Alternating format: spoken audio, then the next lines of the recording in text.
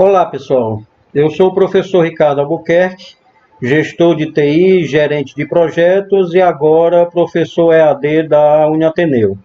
Primeiramente, eu queria agradecer a todos pela escolha da Uniateneu como parceiro da graduação de vocês. Tá?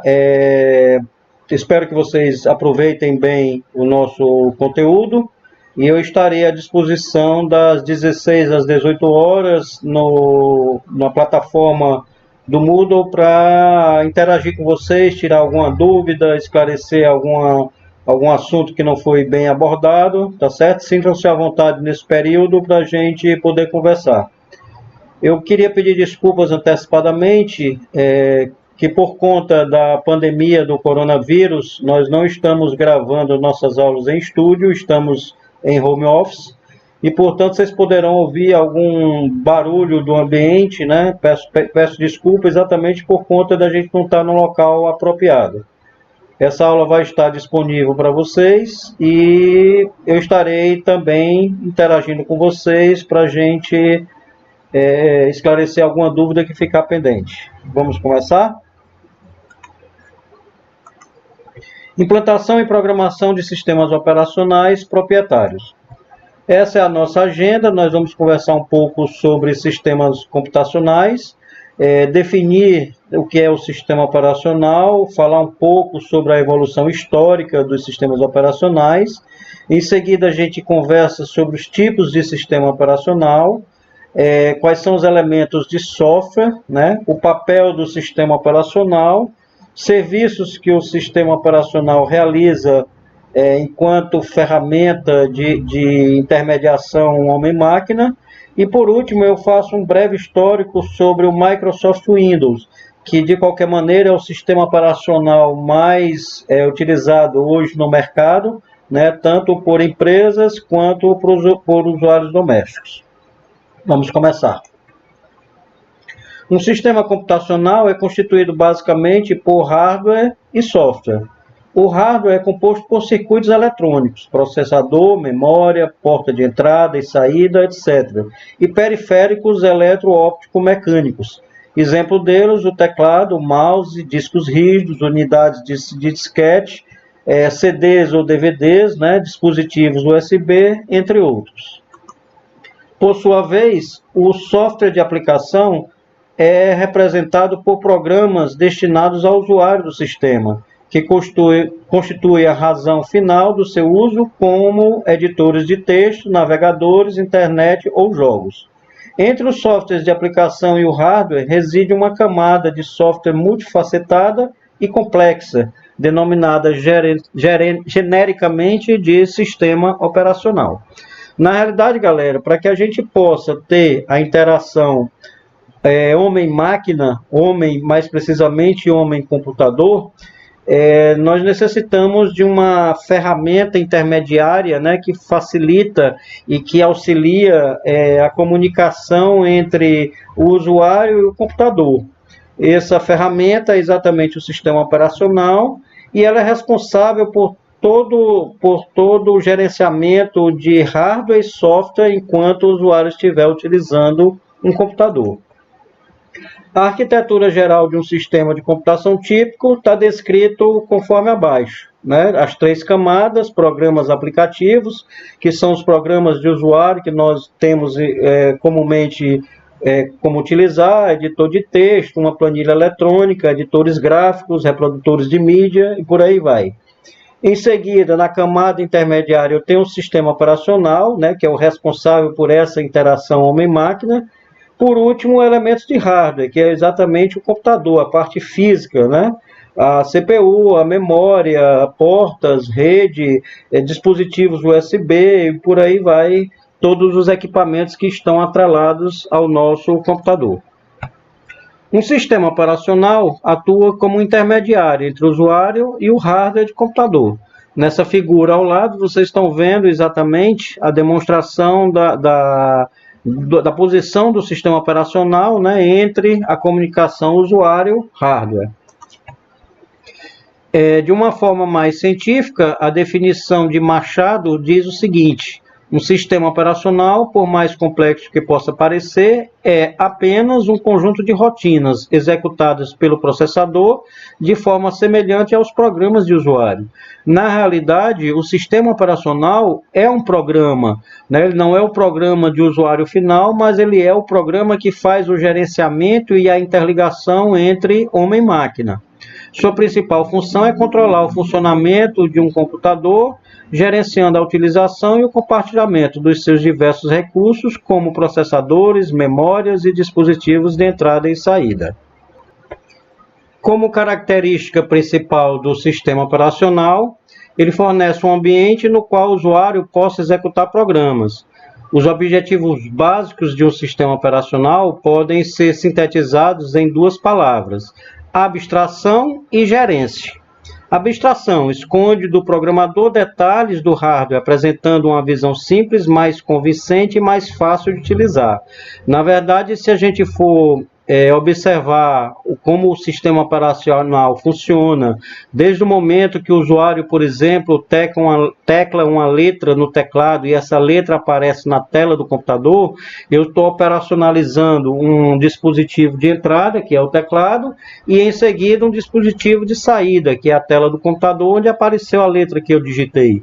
Na verdade, entre essas duas etapas, existe toda uma operação feita pelo sistema operacional para acionar um dispositivo de entrada, acionar um dispositivo de saída, converter a linguagem do usuário, né, numa linguagem de bits e bytes, que é a linguagem que o computador entende, até o momento em que essa letra é impressa, né, como dispositivo de saída na tela do computador. E a outra palavra é a gerência, né, que fornece uma alocação controlada e ordenada dos recursos do computador entre os vários programas que competem por esses recursos. Tá? Falando um pouco agora sobre a história do computador, o histórico da evolução foi dividido em fases, cada uma marcada pela evolução significativa do hardware, do software, da interação com o sistema ou por aspectos de conectividade. Primeiramente, devemos ressaltar que o mapeamento das datas de evoluções e gerações dos sistemas operacionais e das arquiteturas de computadores são, de uma certa forma, vagas, imprecisas, mas têm uma certa lógica, uma certa estrutura, né? Essa figura ao lado que vocês estão vendo é uma máquina chamada Enigma, utilizada pela Alemanha na Segunda Guerra Mundial, e foi ela a precursora do primeiro computador, né, que se tem conhecimento. Entre as fases, né, entre os anos de 1945 e 1955, surgem os primeiros computadores, né? Nessa época, válvulas, né, e com painéis de programação, que é exatamente no início da Segunda Guerra Mundial, né, formados por milhares de válvulas que ocupavam áreas enormes, sendo de funcionamento lento e duvidoso. O ENIAC foi o primeiro computador digital de propósito geral. Aí ao lado vocês verem uma figura do computador da Alan Turing, né, que inclusive é tema de um filme chamado O Jogo da Imitação. Eu até sugiro que vocês assistam, é muito interessante esse jogo. E esse computador ele foi construído exatamente para quebrar a codificação feita pelaquela máquina Enigma da Alemanha. Na realidade, os alemães eles passavam as informações para o seu front-end, para o seu grupo de ataque durante a Segunda Guerra, através de códigos. Esses códigos eram codificados através da Enigma, e os Estados Unidos não conseguiam descobrir aonde eram os próximos ataques que a Alemanha estava planejando.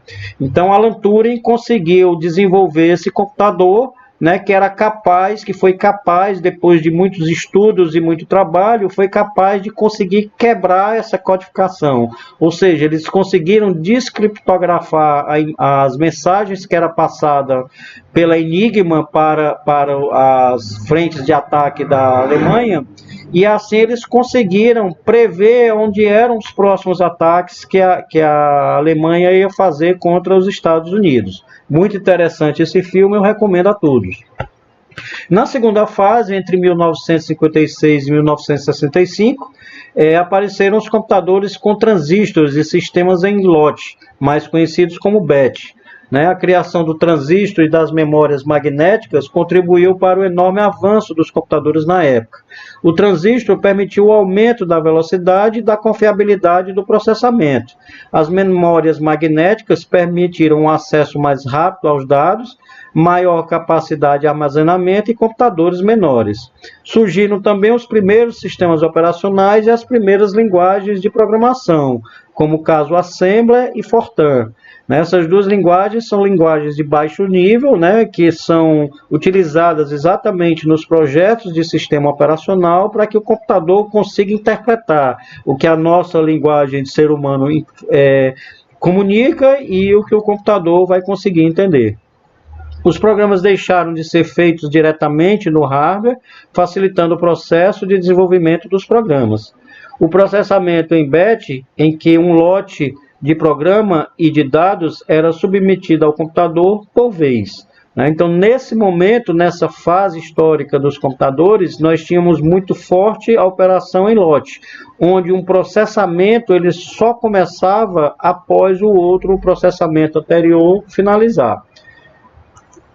Na figura a seguir, vocês veem aí mais detalhadamente como é que funcionava o processamento em BET.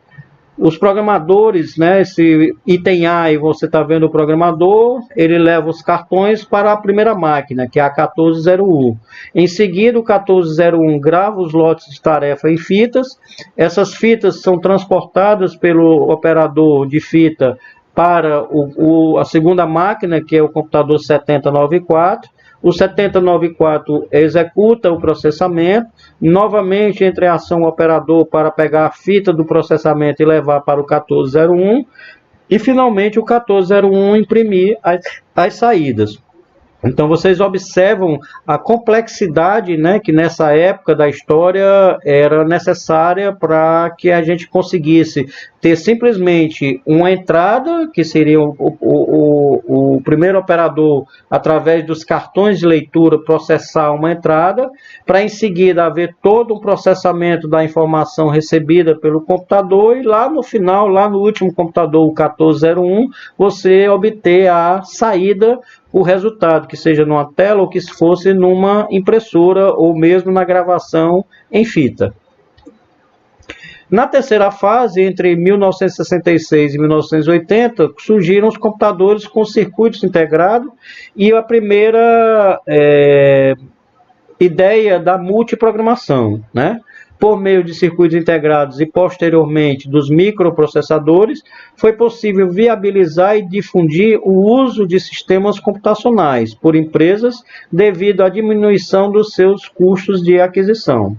Houve um aumento no poder do processamento e diminuição no tamanho dos equipamentos, já que agora a gente não utilizava as tão conhecidas válvulas, Permitiu que, enquanto um programa esperasse por uma operação de leitura ou gravação, o processador conseguisse executar outro programa. Então aí vocês veem exatamente o início dessa técnica de compartilhamento de memória chamado multiprogramação.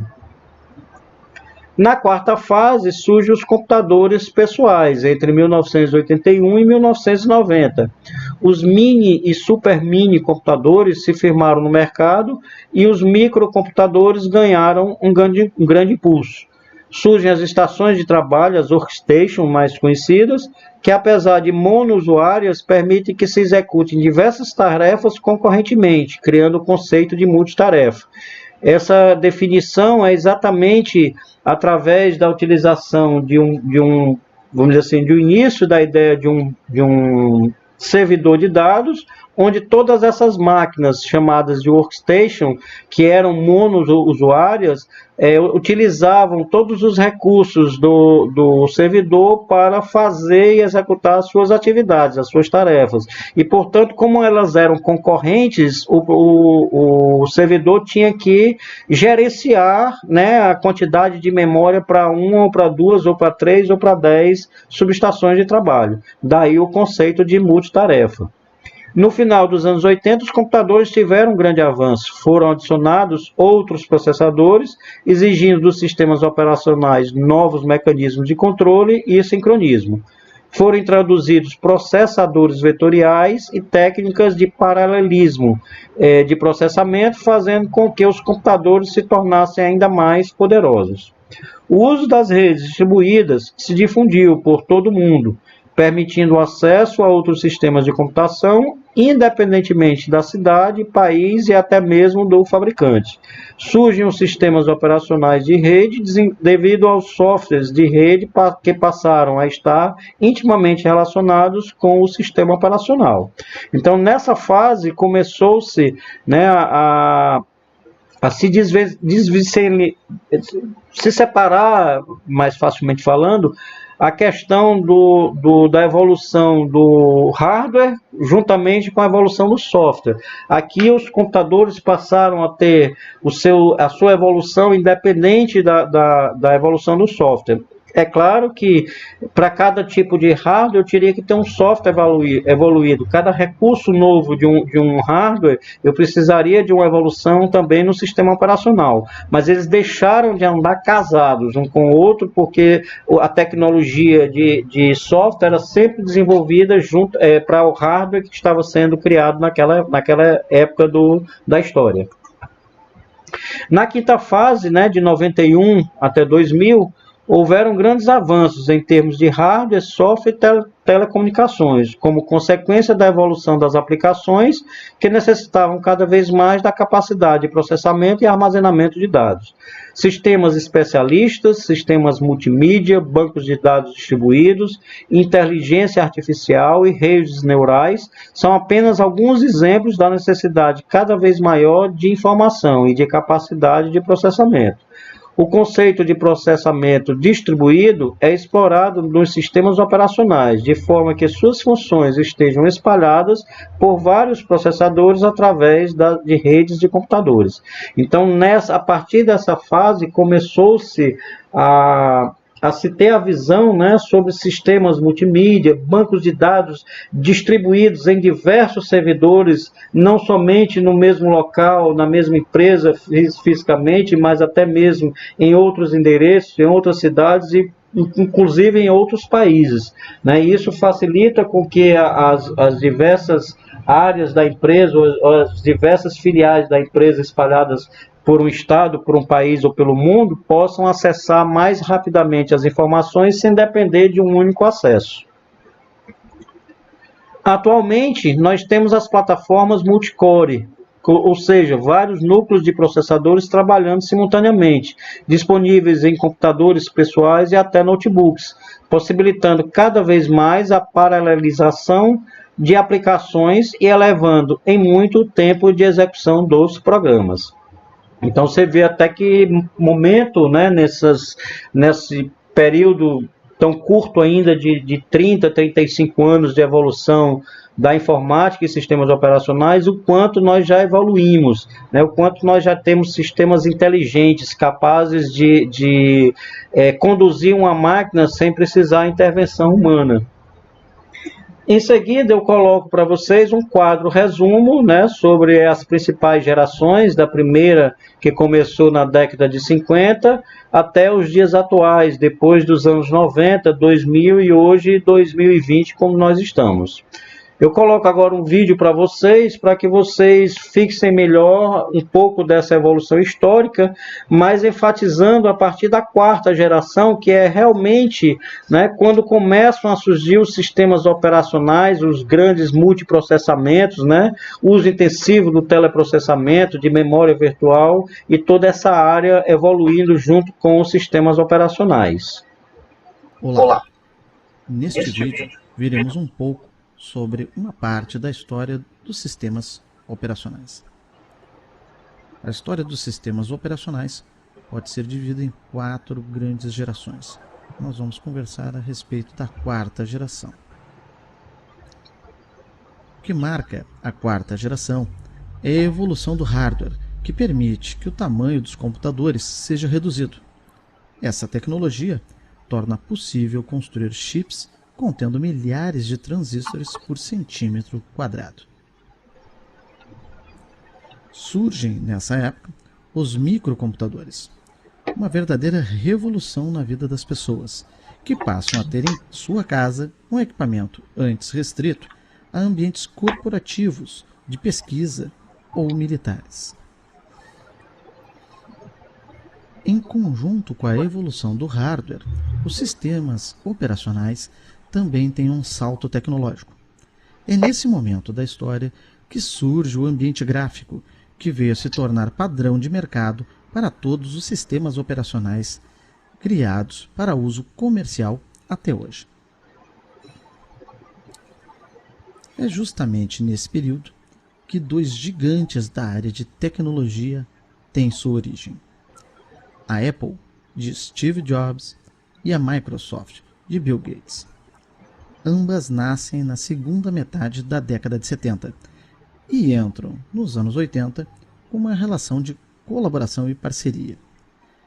Enquanto, inicialmente, o foco da Apple era fazer computadores, disputando assim mercado com a IBM, a Microsoft se concentra na parte de software, mais especificamente no sistema operacional MS-DOS, que rodava justamente nos microcomputadores IBM, mas também produzia editores de texto e planilhas eletrônicas, o que era interessante para a Apple de Steve Jobs. Foi com o lançamento do sistema operacional Windows, no fim dos anos 80, que a parceria acabou. A interface gráfica feita pela Microsoft era, segundo a Apple, copiada de seus produtos, em especial do Macintosh. Em 1997, Steve Jobs volta a comandar a Apple e reata com a Microsoft de Bill Gates, recebendo inclusive aporte financeiro de milhões de dólares, dando fim à disputa entre as empresas, mas não terminando a briga entre os usuários de cada sistema, que até hoje debatem qual é o melhor.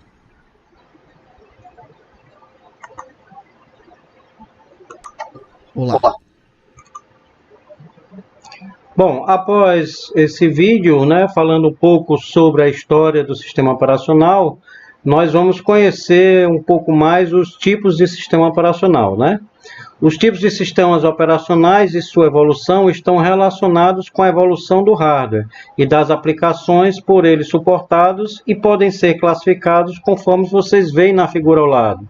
Eu tenho aí 3 grupos, chamados monoprogramáveis ou monotarefa, os sistemas multiprogramáveis, ou mais conhecido como multitarefas, e os sistemas com múltiplos processadores. São 3 formas de trabalhar, os sistemas operacionais, uns mais evoluídos, outros menos, mas que não deixam ainda de ser importantes dentro da história de evolução do sistema operacional. Considerando o processo, podemos classificar os sistemas operacionais de acordo com a quantidade de tarefa que podem ser executadas simultaneamente. No caso, sistemas monoprogramáveis ou monotarefa, eles podem executar apenas um programa por vez. Para que o usuário possa executar outro programa, deverá aguardar a finalização do programa corrente. Essa era uma característica dos primeiros sistemas operacionais que estavam relacionados ao surgimento também dos primeiros computadores, na década de 60. Eles caracterizavam-se por permitir que todos os recursos de hardware ficassem exclusivamente dedicados a um único programa. Sua principal desvantagem residia no fato de que, enquanto o programa aguardava por um evento externo, como por exemplo a digitação de um caractere via teclado, o processador permanecia ocioso. Tanto a memória principal quanto os recursos de entrada e saída, como impressora, discos, eram subutilizados, uma vez que todos estariam dedicados a uma execução de um único programa. E aí vocês veem nessa figura, um aparato computacional, o CPU, memória, dispositivos de entrada e saída, sendo ele todo monopolizado pela execução de uma única tarefa. Daí o nome monotarefa.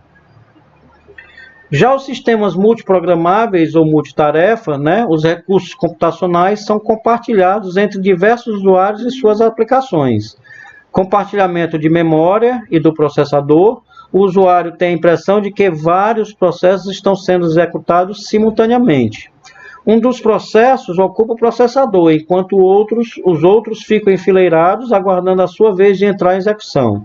Cabe, então, ao sistema operacional o papel de gerenciar de forma ordenada e protegida esse acesso concorrente entre os recursos disponíveis, né?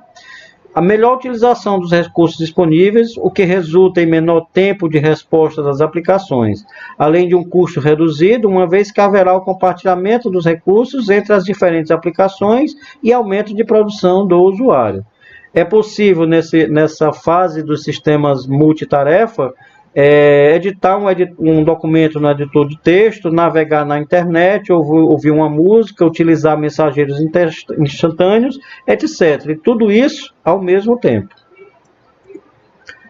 Novamente, uma figura, né? E agora nós vemos, né, o recurso de hardware, novamente, CPU, memória, dispositivos de entrada e saída, agora sendo compartilhados, né, por diversos programas. Então, esse recurso físico de hardware, ele está trabalhando em uma forma chamada multitarefa, compartilhando partes, né, por tempo, de forma concorrente para todas as tarefas que estão sendo executadas simultaneamente.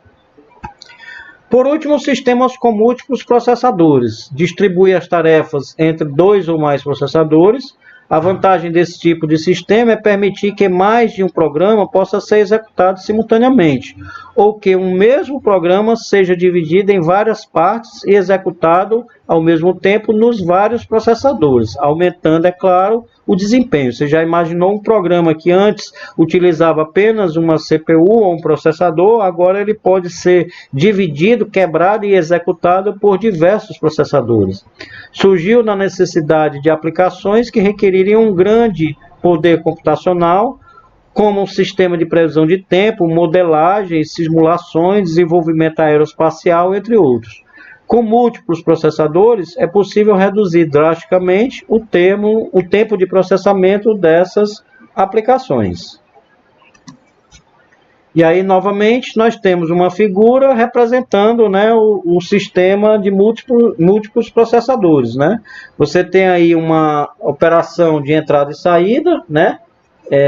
Dispositivos de entrada e saída, interagindo simultaneamente com 2 processadores e esses 2 processadores com a memória principal. Então é lógico que aqui a gente tem um ganho muito grande na velocidade do processamento e é lógico na liberação dos recursos de hardware para execução de outras tarefas. Elementos do software. O software ou programas executados pelo usuário são atualmente chamados de aplicativos. Antigamente eram chamados apenas de programas. Quase tudo que o usuário consegue fazer utilizando o computador necessita de um aplicativo. Esses programas podem ser, por exemplo, um editor de texto, uma planilha ou um programa de imposto de renda, de controle de estoque ou de contas a pagar e contas a receber. Os softwares aplicativos podem ser identificados como aqueles que estão mais próximos dos usuários, comuns, né, como o navegador, o editor de texto.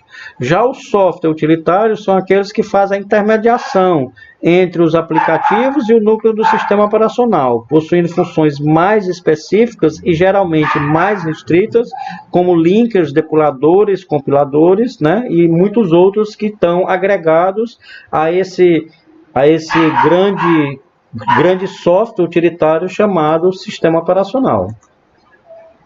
Um sistema operacional não é executado de forma linear, como a maioria das aplicações, com início, meio e fim. Suas rotinas são executadas concorrentemente em função de eventos assíncronos, ou seja, eventos que podem ocorrer a qualquer momento. Acessar os recursos de hardware de um sistema de computação pode ser uma tarefa complexa devido às características específicas de cada dispositivo físico e até a complexidade de suas interfaces. Então você imagina que se você, por exemplo, abrir um editor de texto, qual é o papel dele? Receber aquilo que é digitado via teclado, processar e colocar na tela do computador. Então, simplesmente, esse programa ele vai ser aberto, vai haver um processamento e vai ser finalizado. Seja a finalização através de salvar o arquivo em disco, ou de imprimir o arquivo através de uma impressora, ou de gerar um PDF.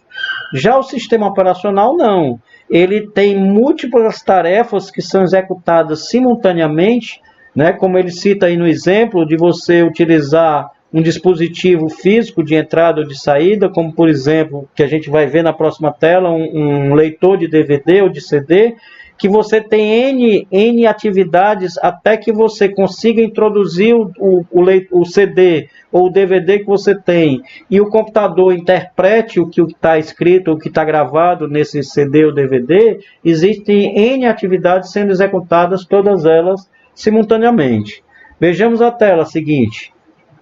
Por exemplo, a sequência a seguir apresenta os principais passos desenvolvidos na abertura de um arquivo, né, uma operação de open, esse arquivo está dentro de um DVD.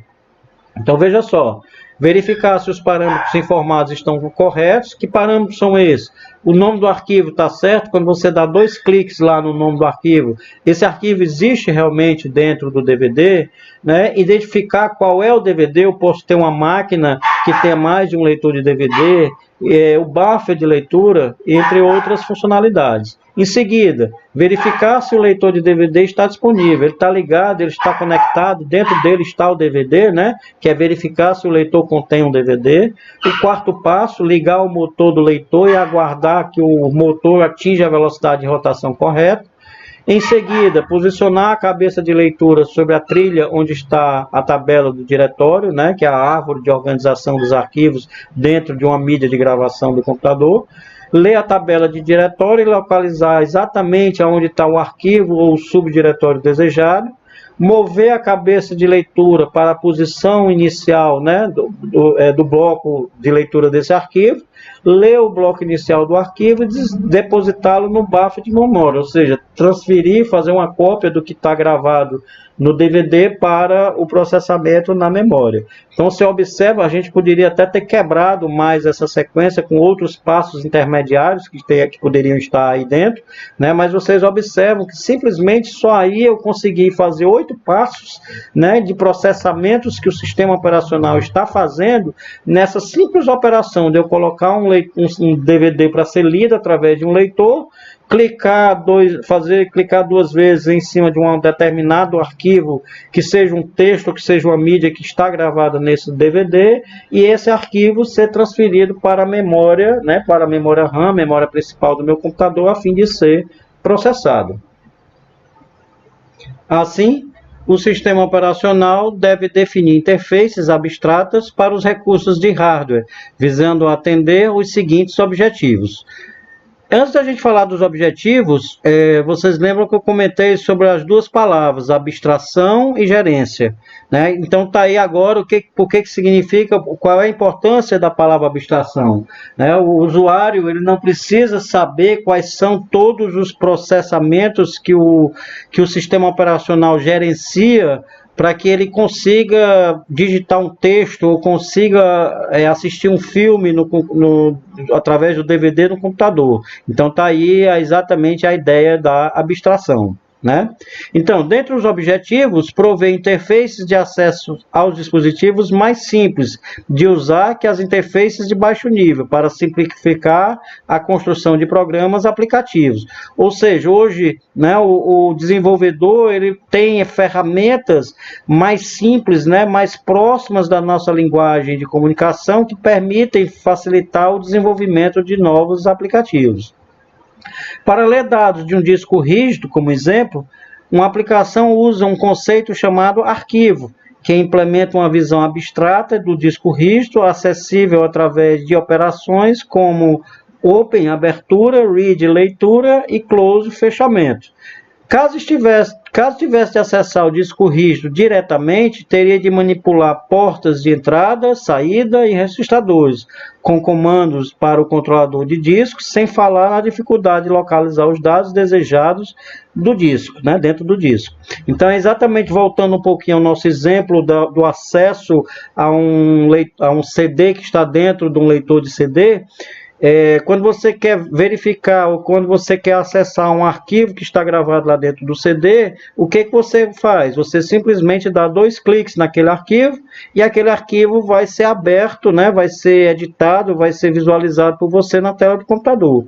Só que esse princípio de arquivo é um conceito abstrato.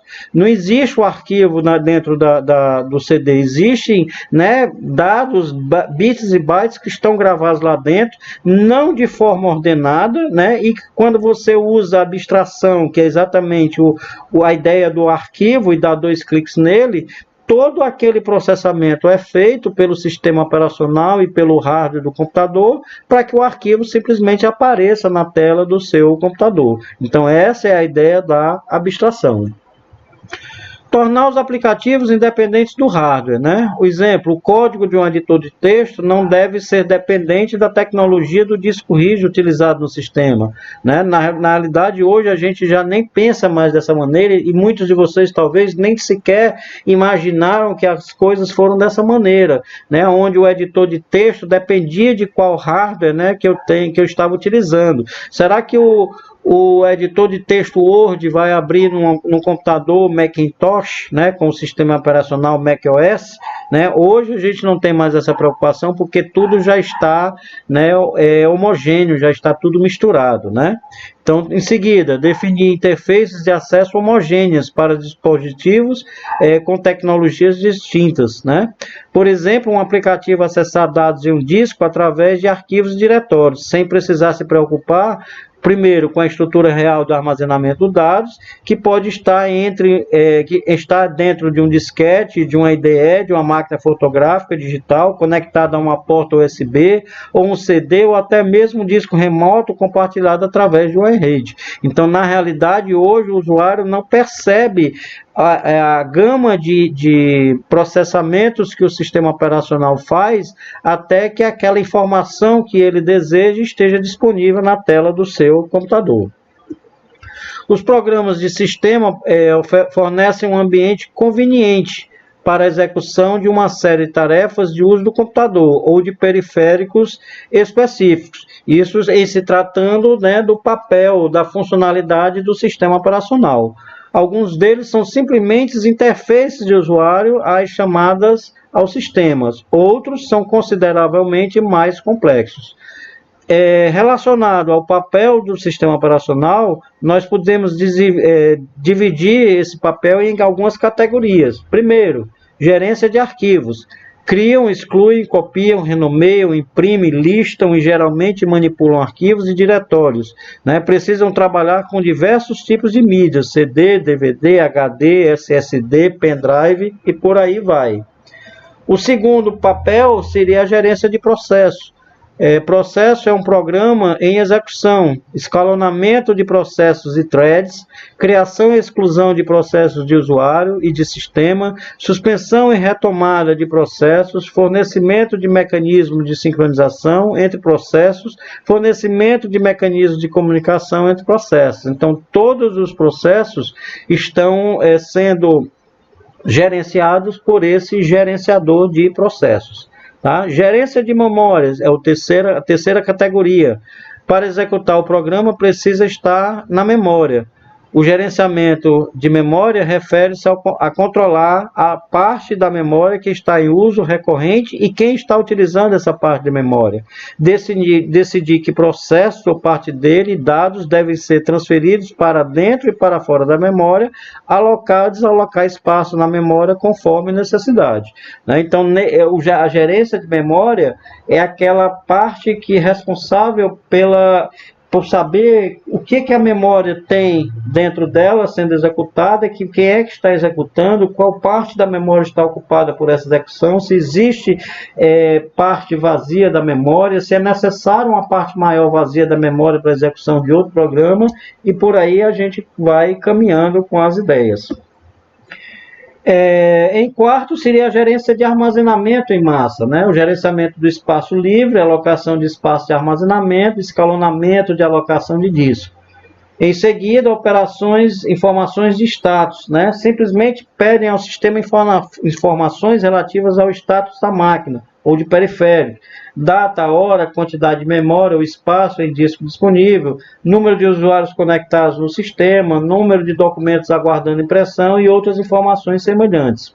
E por último, a modificação de arquivo, né? Vários editores de texto podem estar disponíveis para criar e modificar o conteúdo do arquivo armazenado em um disco, ou em fita, ou em algum outro tipo de mídia, inclusive até mesmo na nuvem, né? A gente hoje tem a condição de fazer a edição de um arquivo localmente na sua máquina, em loco, né?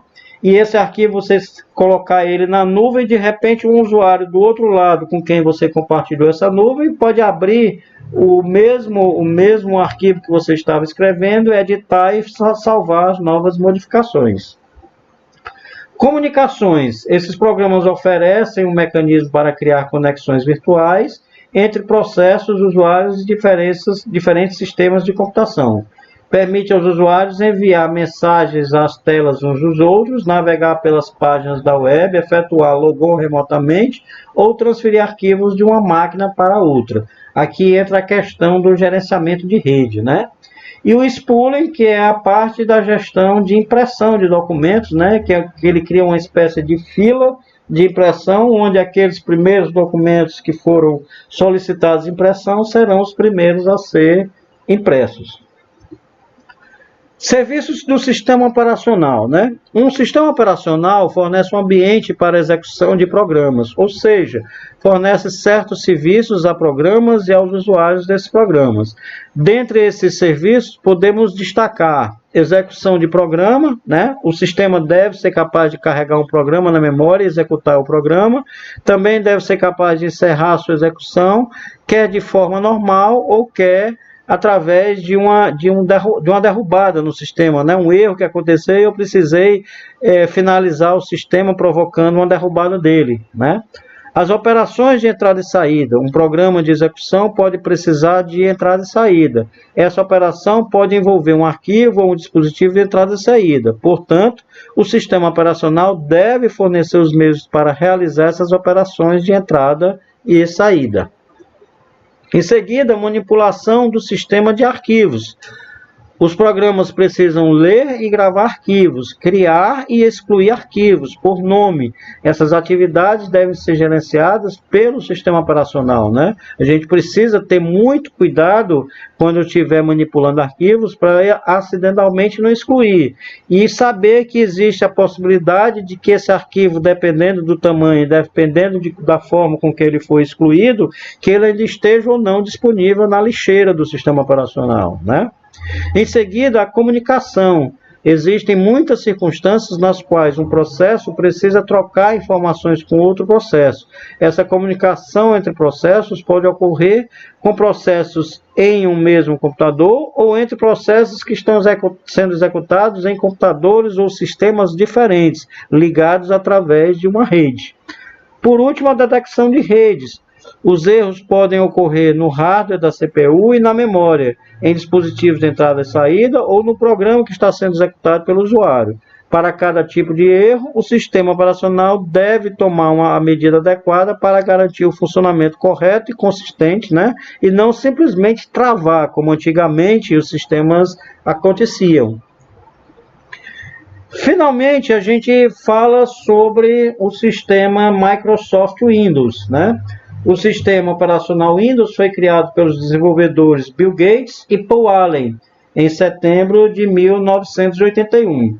Porém, somente foi lançado em novembro de 1985 através da versão 1.0. O sistema surgiu como uma evolução do já conhecido MS-DOS 3.1, né, que é o Microsoft Disk Operating System, que era o principal produto da empresa nessa época. A principal vantagem apresentada pelo sistema foi a facilidade de utilização e apresentação dos programas em forma gráfica e com janelas, daí o nome Windows. Antigamente não era o Windows, era só MS-DOS. A ideia, né, da versão Windows foi exatamente a criação das janelas. O sistema logo se tornou popular entre os usuários domésticos e até hoje mantém a sua colocação com a linha como a linha de sistemas mais utilizada no mundo. Por esse motivo é que eu trouxe, para a gente finalizar a nossa aula, um vídeo falando sobre a história do Windows, né? E em seguida eu mostro um pouquinho de alguns recursos que o Windows, no caso, na versão que a gente hoje já está trabalhando, que é a versão 10, alguns recursos interessantes que estão disponíveis, como o botão executar, ou o logotipo R, né? A logo R, que vai abrir o executar para você executar uma série de comandos interessantes dentro do ambiente do Windows, ok? Então vamos ver aí o vídeo.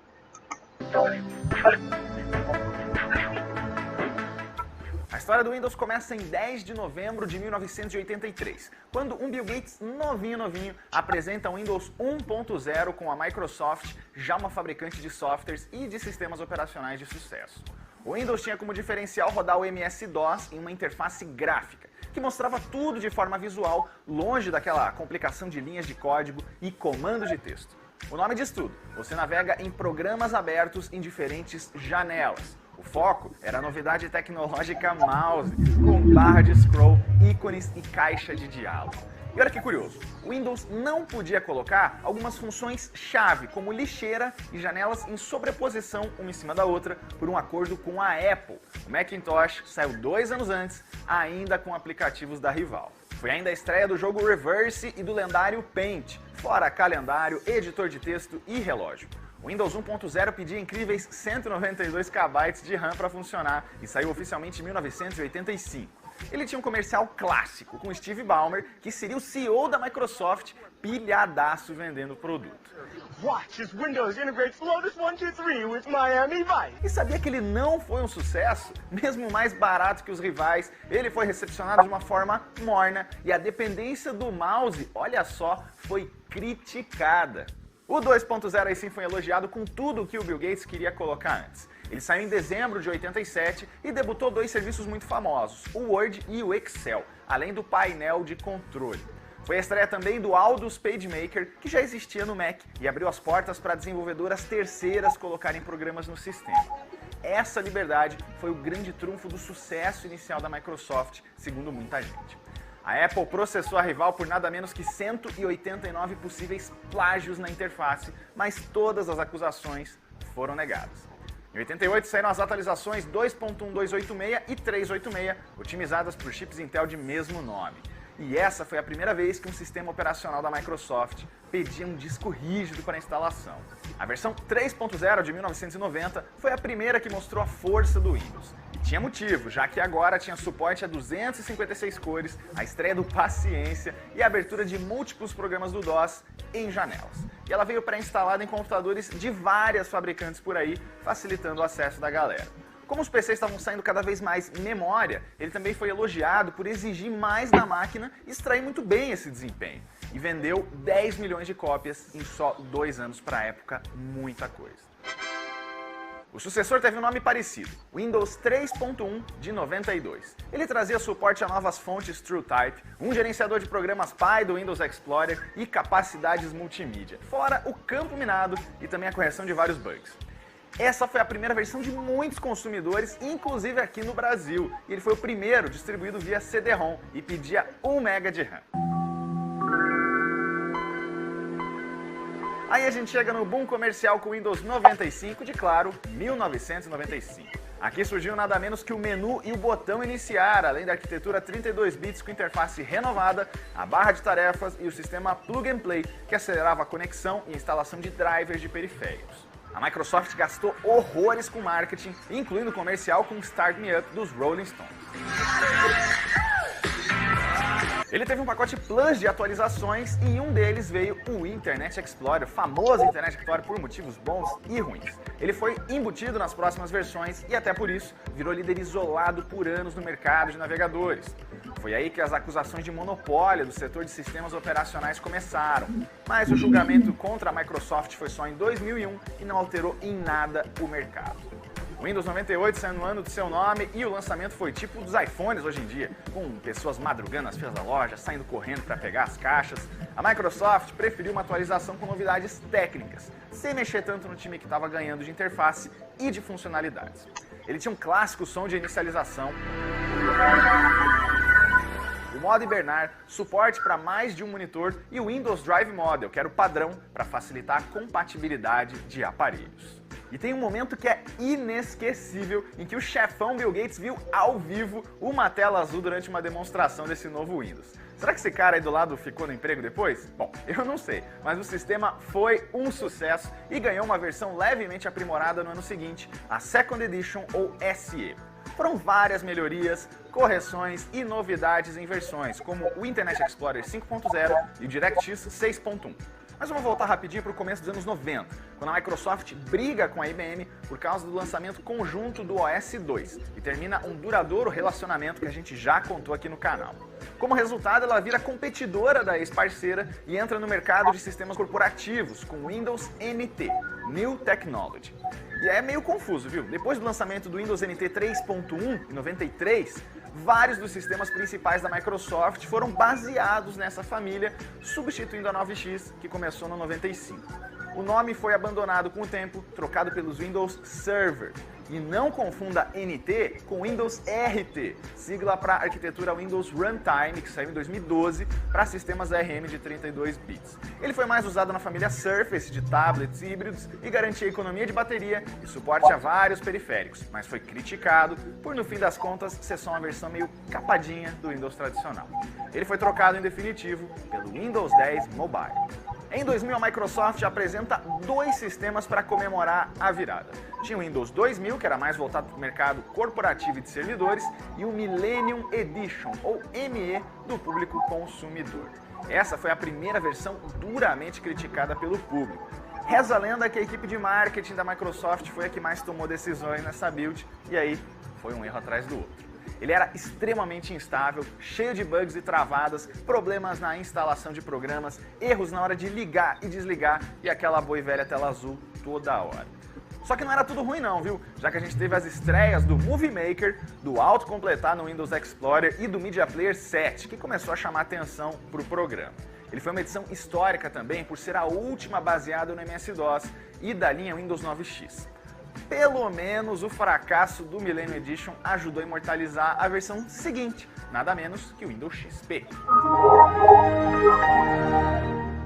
Lançado em 2001 e significando Experience, ele apresentou um visual mais arredondado, colorido e sem diferenciação entre as versões Business e do consumidor. Ele era extremamente customizável em cores e temas, cada um deixava a área de trabalho, os ícones do jeito que queria. E tinha aquele papel de parede padrão clássico, que é a foto de uma planície em Sonoma, nos Estados Unidos. Ainda foi a época do auge do MSN Messenger e tinha aquele viciante jogo de pinball espacial.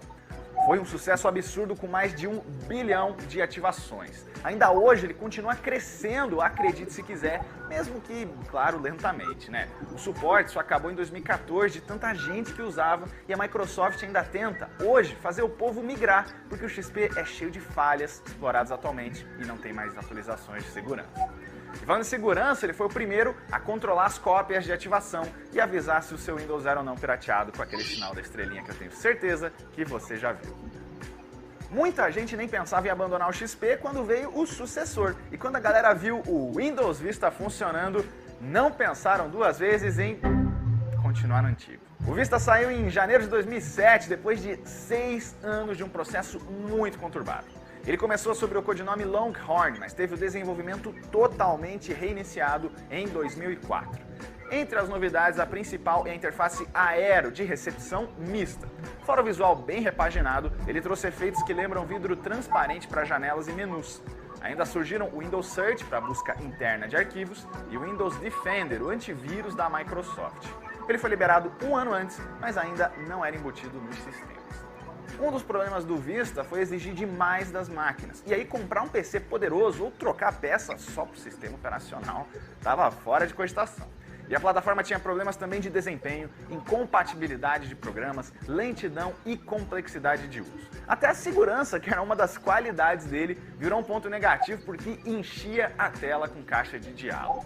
A recepção foi tão ruim que obrigou a Microsoft a acelerar o desenvolvimento do próximo, uma coisa arriscada, mas que deu muito certo. Foi com Vista ainda que o público formou a teoria de que a Microsoft lança versões boas alternadas com versões ruins. Depois do ótimo 98, veio o fraco ME, o ótimo XP, seguido do péssimo Vista e do elogiado 7. Diz aí, você concorda com a gente? Deixa aí o seu comentário. O Windows 7 é de 2009. Ele ainda tinha a interface Aero com barra de tarefas redesenhada e atalhos fixos do lado esquerdo, fora a central de ações com avisos gerais. Ele era mais rápido, mais seguro e mais fácil de usar, e muitos consideram que essa é a versão definitiva do sistema operacional. Ele foi tão popular que ficou anos sendo o Windows mais usado em todo o mundo. Aí em outubro de 2012 vem uma versão polêmica. O Windows 8 queria ser mais descolado, mais amigável para telas touch, e aí fez o quê? Removeu o menu e o botão iniciar. Só faltou as pessoas pegarem em armas, porque boa parte da comunidade odiou a novidade. Pelo menos a aceitação das tiles da interface Metro foi boa e os retângulos e quadrados para representar os ícones foram usados mais para frente. A empresa também abriu a Windows Store e começou a propagandear ainda mais os próprios produtos pré-instalados no sistema. O Windows 8 era mais rápido que o anterior, aceitava periféricos USB 3.0, NFC e era otimizado para nuvem. Resumindo, foi um sucesso, mas teve críticas pesadas. Especialmente porque os tablets com o sistema não eram tão populares e quem usava no PC apanhava da interface. Para tentar apagar o incêndio, o Windows 8.1 de 2013 devolveu o botão iniciar mais ou menos da forma antiga e botou ainda uma pesquisa do Bing, integração com o OneDrive para ver se acalmava os ânimos. A versão mais atual é o Windows 10 de 2015, pois é, a Microsoft pulou o número 9. Tem quem diga que é para não dar nenhum problema na programação por causa das outras versões. Tem quem diga que é a tal superstição de que uma versão é boa, a outra é ruim, pularam a ruim, foram direto para 10. Ele é uma plataforma unificada, facilitando a vida dos desenvolvedores e trouxe o menu iniciar clássico de volta. As novidades incluem assistente pessoal Cortana, o navegador Microsoft Edge, áreas de trabalho múltiplas, login por biometria ao rosto, otimização para games e mais. Só em fevereiro de 2018 ele virou a versão mais popular, com cerca de 42% dos PCs Windows do mundo rodando ele. A atualização gratuita para quem tinha cópias originais do Windows 7 em diante ajudou muito nisso. Por enquanto, nenhuma nova versão foi anunciada. O que a Microsoft está fazendo recentemente é trazer grandes, pequenas atualizações com novidades, como a Anniversaries Update em 2016 e as duas Creators Update em 2017. Foi nessa última que o Paint foi aposentado e substituído pela versão 3D. E o Windows, no geral, tem muitas coisas que são clássicas e que grudam na memória. Dá pra citar, por exemplo, joguinhos, fora os que a gente já falou por aqui, tem ainda o FreeCell, o Ski Free e muito mais. Tem ainda os descansos de tela ou screensavers que começaram no Windows 3.1 para impedir que os monitores de tubo sofressem com o chamado efeito burn-in. Tem vários deles que são clássicos, tipo o do labirinto, o dos canos coloridos e o do texto da sua escolha que ficava ali voando na tela, tenho certeza que você lembra. A Microsoft ainda mantém de forma tímida uma plataforma chamada Windows IoT para dispositivos caseiros serem controlados em um só ambiente. Anteriormente ele era conhecido como Windows Embedded e surgiu em 99 para você controlar outros aparelhos remotamente. E ó, não vai ter a parte mobile aqui por dois motivos. Primeiro, a gente já pincelou ela rapidinho na história da Microsoft e segundo, o Windows Phone merece uma história própria mais pra frente. E essa história do Windows, o sistema operacional mais usado em todo o mundo e que tem uma trajetória cheia de altos e baixos, mas que caminha junto com a evolução dos PCs e da tecnologia. Então, pessoal, interessante, né? A gente ver o quanto o sistema operacional conseguiu evoluir em tão pouco tempo, por isso que a Microsoft ainda é líder no mercado nessa área de sistema operacional, né? Para quem não conhece, o sistema operacional Windows 10 é um excelente sistema. Essa tela que vocês estão vendo aí é exatamente a tela atual do sistema Windows 10, né? Tem toda essa interatividade, onde você pode trabalhar do modo convencional, como você está vendo aqui no lado esquerdo, e no lado direito, se você quiser trabalhar na versão tablet, né? Fica mais parecido, né, com os tablets que a gente utiliza normalmente na nossa casa, no nosso dia a dia, tá bom? Em seguida, eu queria mostrar um pouquinho para vocês umas ferramentas que a gente faz em relação ao Windows 10, né? Para quem não conhece, são ferramentas que podem nos ajudar no nosso dia a dia a conhecer e a estabelecer algumas resolver alguns problemas interessantes no nosso dia a dia. E aí eu queria mostrar um pouco para vocês como é que isso funciona, tá bom? Então, em seguida eu mostro para vocês um atalho das principais funcionalidades da função executar do Windows, né? E a gente exercita alguns deles aqui para você ver na hora, tá? Deixa eu montar aqui como é que vai ficar.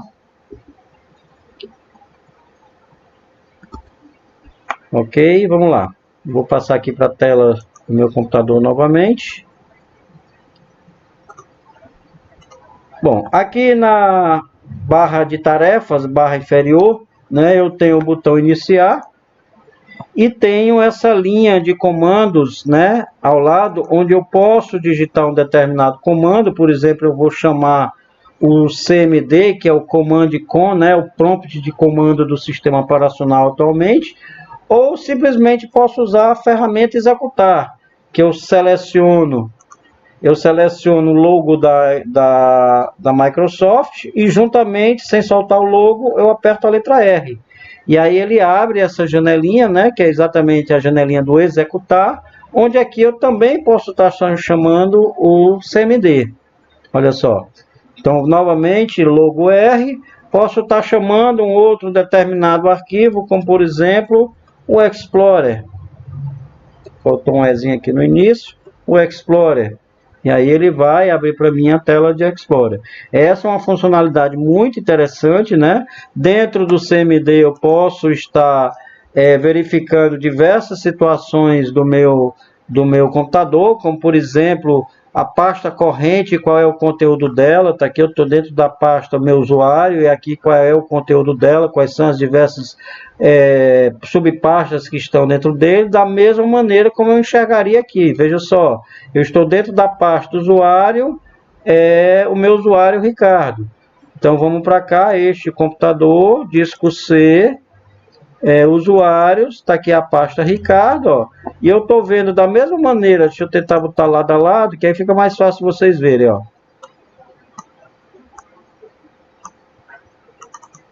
Ó, da mesma maneira que eu estou vendo aqui as minhas pastas, aqui também eu estou vendo igual. Então é uma forma de você trabalhar como a gente trabalhava antigamente. Eu sou dessa época onde não existia as janelas, onde não existia o Windows e simplesmente o MS-DOS, né? E que tudo que você precisava de recurso com a máquina ou interação com a máquina, você precisava digitar através de linha de comandos. Assim como até hoje ainda funciona o Linux, né? A gente já tem as versões gráficas do Linux, mas nós temos ainda o kernel, as linhas de comando que são digitadas e que ainda são muito utilizadas dentro do Linux, tá? Voltando para o final da nossa apresentação,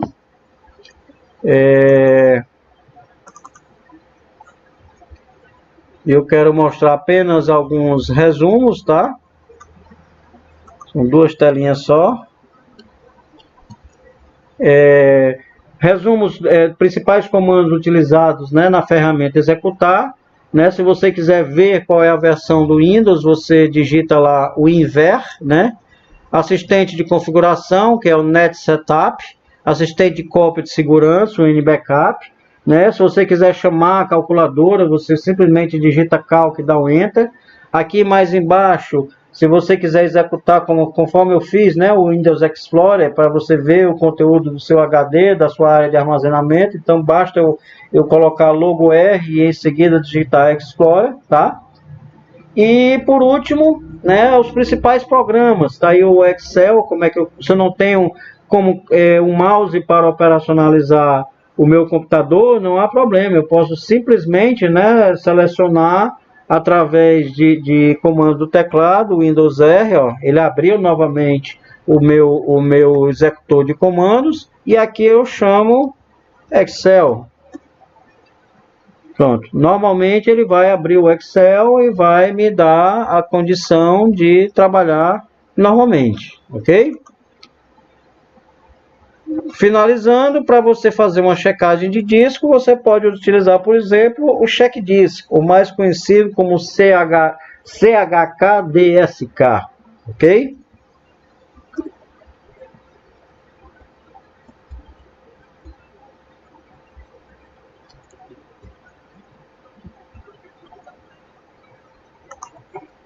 Bom, pessoal, eu encerro aqui a minha participação. Espero que todos vocês tenham entendido e tenham aproveitado essa nossa aula, tá?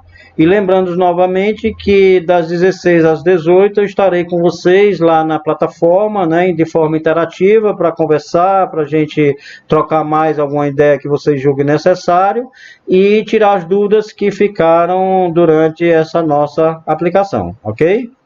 Um bom descanso para todos, mas só lembrando a vocês para finalizar, né, a necessidade de nós permanecermos no isolamento social, né, permanecermos com todos os cuidados de proximidade, né, com aquela distância regulamentada de pelo menos 1,5 m, de preferência usar máscaras, lavar sempre as mãos, né, usar sempre o álcool gel, para a gente tentar minimizar